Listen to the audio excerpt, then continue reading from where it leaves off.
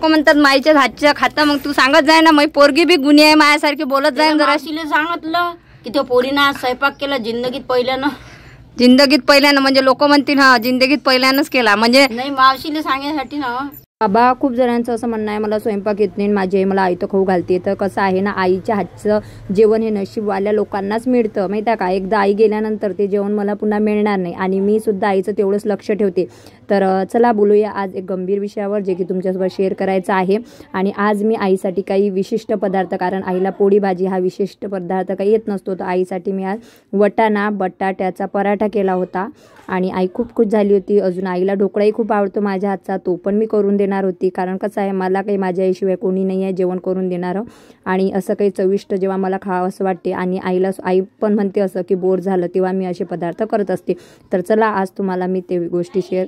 Hello friend, स्वागत आहे तुमचं या चॅनलवर. कसे आहे तुम्ही? आय होप तुम्ही मस्त आणि मजेत असणार आहे. तर 2-3 दिवस झाले ब्लॉग काही वेळेवर पडत नाही आहे, भरपूर व्हिडिओ पेंडिंग आहेत. म्हणून चला तर आज आईसाठी काय केलं होतं ते तुम्हाला दाखवणार आहे. तर मी व्हिडिओ कसे शूट करते, सगळ्यात अगोदर स्टँडवर मी मोबाईल लावून देत असते आणि आता इकडून मी एंट्री करणार होती. तर आज होता सॅटर्डे म्हणजे शनिवार, हा व्हिडिओ शनिवारचा आहे. तर मी गेल्या सगळ्यात अगोदर ओडोनिल आणलेला आहे बाथरूममध्ये लावण्यासाठी, स्वरासाठी चोकोस आणलेला आहे, दूध आणलेला आहे, दही आणलेला आहे, भाजीपाला आणलेला आहे, काकडी बीट आणि मटारच्या शेंगा. कारण आज मला चविष्ट काहीतरी आईसाठी बनवायचं होतं. कारण खूप लोक म्हणतात बाबा आईच्या हातचा खाता, आईच्या हातचा. अरे बाबा, माझं नशीब लय जोरदार आहे, त्याच्यामुळे माझ्या आईचं मला खायला मिळते. आणि सकाळी उठल्याबरोबर माझा सगळ्यात जास्त पहिला वेळ असतो माझ्या स्वराजसाठी. तर आता आज तर सॅटर्डे होता, त्याला दुपारची शाळा होती, म्हणून मग त्याला मी आता उठवण्यासाठी इथं गेलेली आहे. सर्व साहित्य आणून ठेवलेलं आहे आणि स्वराज काही एकदम उठत नसतो, म्हणून त्याला जरा प्रेमाने गोंजारून वगैरे गुदगुल्या वगैरे करून अशा पद्धतीने मी उठवत असते. तर म्हटलं आज सॅटर्डे आहे, त्याला पण टिफिनमध्ये काहीतरी नवीन देऊया. आणि कसं आहे, आईच्या हातचं जेवण नशीबवाल्या लोकांनाच मिळत असतं, बरोबर. तर आता इथं ना बटाट्याचा कुकर लावून दिलेला आहे, एका साईडने दूध गरम करून घेतलेलं आहे आणि इथं मी मटार असते ना त्याचे दाणे सोलत आहे, कारण मटारचेच मला पराठे करायचे होते. आणि हे पराठे कसे करायचे आहे ना ते शेवटपर्यंत व्हिडिओ बघा आणि तुम्ही सुद्धा करून बघा, खूप टेस्टी आणि यमी होतात. तर स्वराजला इथं मी दूध दिलेलं आहे आणि दुधामध्ये चोकोस वगैरे दिलेला आहे. आणि तुम्ही जर माझ्या चॅनलवर नवीन असाल तर अशाच रेसिपी वगैरे बघण्यासाठी माझ्या व्हिडिओला लाईक कमेंट शेअर सबस्क्राईब करा आणि तुमचे मत कमेंट बॉक्समध्ये नक्कीच सांगा, बरोबर. तर कसं आहे, माझे कामं प्रोडक्टचे म्हणा हे ते व्हिडिओचे कामं भरपूर चालू असतात, त्याच्यामुळे माझी आई मी दोघीच राहतो. तर माझी आई आमच्या दोघींचा स्वयंपाक करून घेत असते, कारण तिला पण माहिती आहे की माझं जेवणसुद्धा होत नाही, एवढं काम असते. तर ती स्वयंपाक करते. आणि जेव्हा ढोकळा, इडल्या, सांबार मसाला त्याच्यानंतर असे काही चविष्ट करायचं असलं तर ते काही आईला येत नाही, तर आई मग सांगते की मला हे खायचं आहे ते खायचं आहे, तेव्हा मी ते करत असते. तर आज वटाण्याचे पराठे करायचे होते, तर इथं मी त्याची तयारी करत होती. तर स्वराजला मी एका साईडने ब्रश वगैरे करून आणून ठेवलेला आहे आणि त्याला चोकोस आणि त्याच्यामध्ये दूध दिलेलं आहे, जेणेकरून माझं होईपर्यंत त्याचं पण होते. आणि स्टँडवर मोबाईल ठेवून दिलेला आहे, जेणेकरून माझा व्हिडिओ शूट पण होते आणि माझं ब्लॉगिंग पण होते. तर रेग्युलर व्हिडिओ येत नाही आहे, कारण की प्रमोशनचे कामं आहे त्याच्यामुळे. तर तुम्हाला कसं वाटलं हा व्हिडिओ ते नक्कीच सांगा. आणि राहिला नवऱ्याचा विषय, तर त्याचा विषय प्लीज कोणीही काढू नका, तो त्याच्या आयुष्यात हॅपी आहे आणि मला पण त्याला डिस्टर्ब करायचं नाही आहे. कारण त्याला जर म्हणजे बायकोची मुलांची किंमत असती तर ॲटलिस्ट त्याने एकदा तरी कॉल केला असता की तू कशी आहेस, काय आहेस, एवढा तुझ्यासोबत प्रॉब्लेम सुरू आहे, तुला काही मदतीची गरज आहे काय, तुला हेल्पची गरज आहे काय. साधा तो व्यक्ती एकसुद्धा कॉल करत नाही, त्याला असं वाटते की मी अडचणीत आहे, मी प्रॉब्लेममध्ये आहे, तर मी त्याला कॉल करावा. परंतु तुम्हाला सांगायचं आहे की 3 वर्ष झालेली आहे या गोष्टीला. 3 वर्षापूर्वी ॲटलिस्ट मकर संक्रांतीच्या वेळेसच तो व्यक्ती जेलमध्ये गेला होता आणि मकर संक्रांतीच्या आदल्या दिवशी मी त्याला सोडून आणलेलं होतं. तर आता इथं आपल्याला मटारचा पराठा करायचा आहे. तर मी काय केलेलं, 2 वाटे कणिक घेतलेली आहे, त्याच्यामध्ये मीठ, सांबार आणि थोडीशी जिरा पावडर वगैरे धनिया पावडर मी टाकलेली आहे आणि सांबार टाकलेला आहे.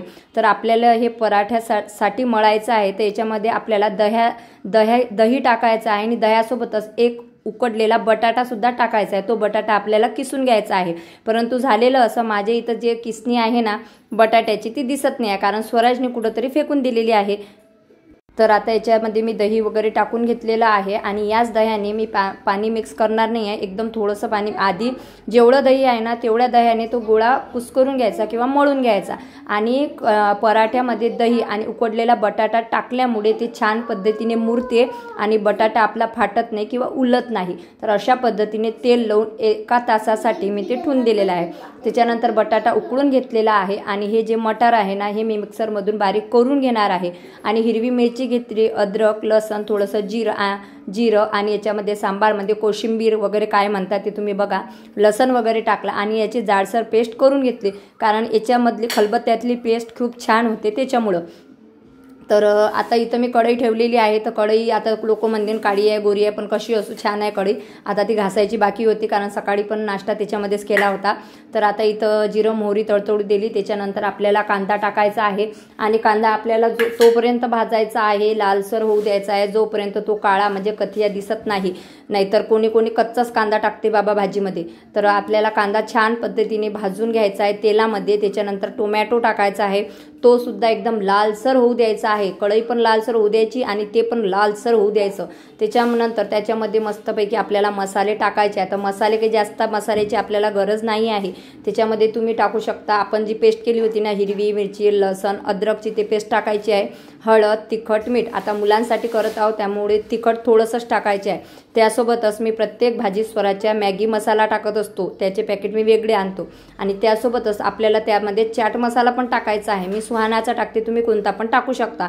आणि आपल्या घरात जो मी दवे का दिव्य मसाला यूज करत असते, परंतु आता माझ्या घरात तो पण नव्हता, तो मी तो पण टाकलेला नाही कारण आपल्याला लहान मुलांसाठी करायचा आहे त्याच्यासाठी.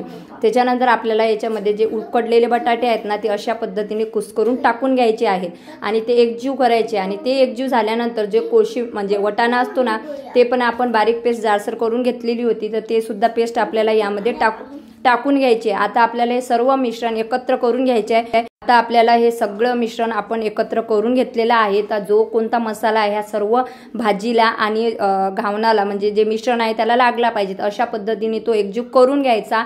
आणि वटाणा आपला कच्चा असल्यामुळे ना आपल्याला तो यामध्ये झाकण ठेवायचा आणि 15 ते 20 मिनिटं वाट पाहायची. जर आपल्याला 12ही महिने खायचं असेल तर जो कच्चा वटाणा असतो ना दुकानामध्ये मिळतो तो सुद्धा तुम्ही भिजू घालून 12ही महिने अशा पद्धतीने पराठे करू शकता. आता मी आंघोळ वगैरे करून घेतली, सर्व घर क्लीन वगैरे झालेलं आहे.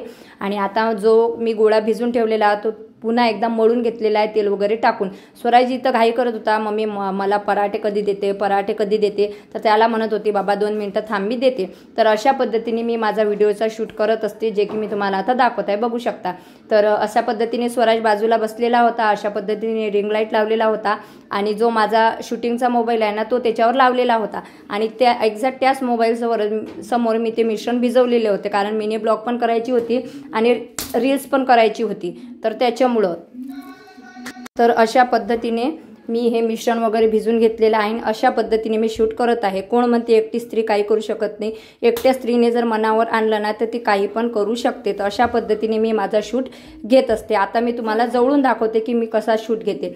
हे बघा, आता माझा पराठा वगैरे मी करत होती, तर असा माझा शूट चालू होता.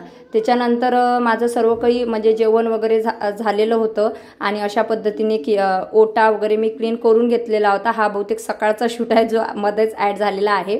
तर मी ते मिश्रण वगैरे भिजून ठेवलं होतं, कुकर वगैरे लावून दिलेला होता आणि आईला सांगितलं होतं की आजचा स्वयंपाक तू करू नको, आजचा स्वयंपाक मी करणार आहे. तर की गॅस ओटा वगैरे क्लीन करून घेतला होता कारण शूट घ्यायचा होता. आणि शूट घ्यायच्या पहिले कोणीसुद्धा पूर्वतयारी अशीच करत असते. आणि मी किचनच नाही, किचन, हॉल, संडास, बाथरूम सर्व घर क्लीन ठेवते आणि एवढं करून माझं प्रमोशन व्हिडिओ पण बघते. परंतु कसं आहे, एखाद्या व्यक्तीच्या नजरेत मी सांगते ना की चुकीचं असलो तर ते आपल्याला चुकीचं समजते. त्याच्यामुळे मी जास्त लोकांना स्पष्टीकरण देत बसत नसते. मला जेव्हा स्वयंपाक करायचा आहे, जेव्हा काही रुचिष्ट चविष्ट खायचं असते तेव्हा मी करत असते आणि बाकी डेजमध्ये माझी आई मला करून देत असते. तर आता तुम्ही बघू शकता, आता मी इथं पराठे करत आहे कारण स्वराच्या शाळेचा टाईम झालेला होता. आणि बाकीचे भांडे जे आता एवढंही करायचं म्हटलं ना तर भांडे वगैरे गराळा भरपूर पडत असतो. तर बेसिंगमध्ये भांडे टाकून दिलेले आहे आणि अशा पद्धतीने शूट घेतलेला आहे. कारण कसं आहे, शूट पण घेणे आवश्यक आहे, ब्लॉग पण झालेलं पाहिजे, मिनी ब्लॉग पण झालेला पाहिजे, ब्लॉग पण झाला पाहिजे, रील्स पण झाली पाहिजे, अशी धावपळ असते माझी. त्याच्यामुळे मला खरंच कोणाकडे लक्ष द्यायला अजिबात वेळ नाही आहे. राहिला नवऱ्याचा प्रश्न, जर त्याला माझी गरज नाही तर मला सुद्धा त्याची गरज नाही आहे. जर मी माझ्या मुलांना पोटामध्ये 9 महिने ठेवलं तर मी वरसुद्धा सांभाळूच घेणार आहे आणि कामं तर कोणालाही मिळत असतात. 2 हात 2 पाय सलामत आहे तेवढंच आपल्यासाठी भरपूर झालेलं आहे. तर आता इथं शूट आटोपलेला होता आणि आईला पण भूक लागलेली होती आणि माझ्या कोणत्या तरी मैत्रिणीचा कॉल आला होता. मी ब्लूटूथ लावून तिच्यासोबत बोलत होती आणि इकडे पराठे पण करत होती, कारण एकाच पराठ्याचा मी शूट घेतलेला आहे. तर तुम्हाला अशा वेगवेगळ्या रेसिपी पाहायला आवडत असेल तर नक्कीच सांगा. बाकी तुम्हाला हा पराठा कसा वाटला ते कमेंट बॉक्समध्ये नक्कीच सांगा. तर अशा पद्धतीने माझा दिवसभर बिझी असतो. हे सर्व काम आवरलं की दुपारच्या 2 नंतर मी माझा शूट करत असतो, जे की तुम्हाला दाखवत असते. आणि आता लवकरच 19 फेब्रुवारी येणार आहे, म्हणजे राजे छत्रपती शिवाजी महाराज यांची जयंती येणार आहे. तर मी ढोलपथकात आहे, त्याच्यामुळे ढोलपथकाची पण आता प्रॅक्टिस सुरू झालेली आहे. मला तिथंसुद्धा जायचं आहे. आता तर काही कळत नाही आहे काय करायचं काय नाही, पण थोडं थोडं करायची तयारी चालू आहे.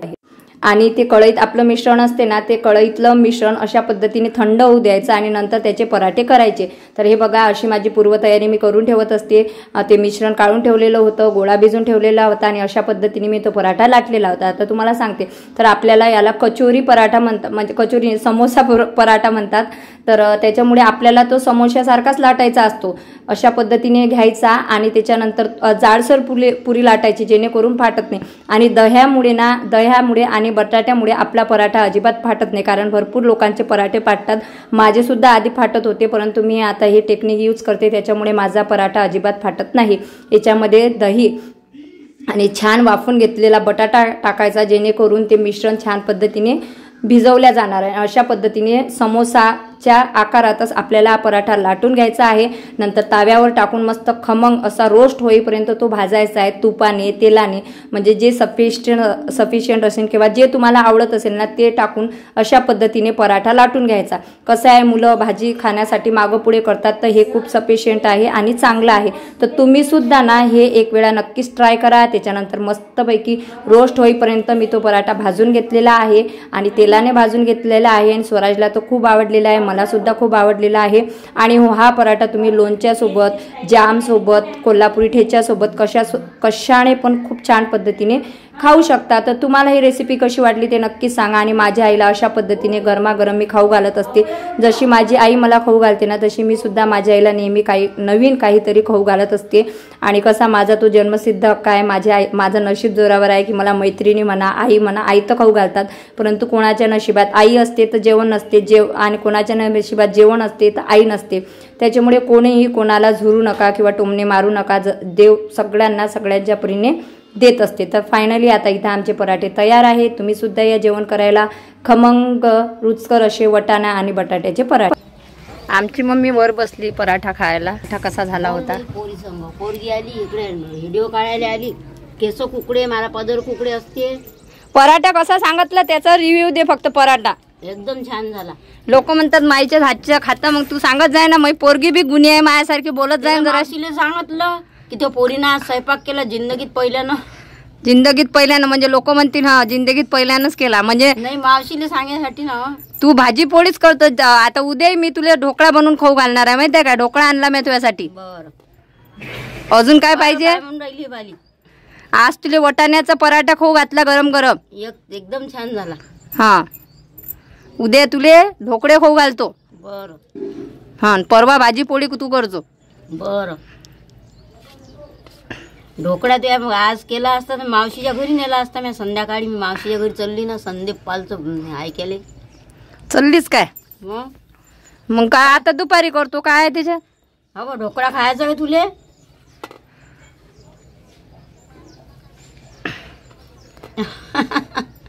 हो ना, तुला खाऊ येते मला खाऊ येते, म्हणून तर पाकिट घेऊन जा ना हातात. हॅलो गाईज, तर आता आपलं सर्व झालेलं आहे, म्हणजे आवरून झालेलं आहे. मस्त आज वटाणा आणि याची बटाट्याचे पराठे खाल्ले गरमागरम, खूप छान होते. स्वराज टी शर्ट खाली कर बाळा. तर स्वराज इथं बघतोय टीव्ही. आणि आता आपल्याला याच्यामधलं एक पार्सल चूज करायचं आहे, जे की आपल्याला ज्याच्यावर व्हिडिओ बनवायचा आहे. तर तर तर तर तर तर तर कोणतं कोणतं कोणतं तर अशा पद्धतीने माझा दिवसभर असा बिझी असतो. आता मी करणार आहे प्रमोशन. तर तुम्हाला व्हिडिओ आवडल्यास लाईक, कमेंट, शेअर, सबस्क्राईब करा. भेटूया आपण लवकरच नवीन व्हिडिओमध्ये. तोपर्यंत बाय बाय सर्वांना. श्री स्वामी समर्थ.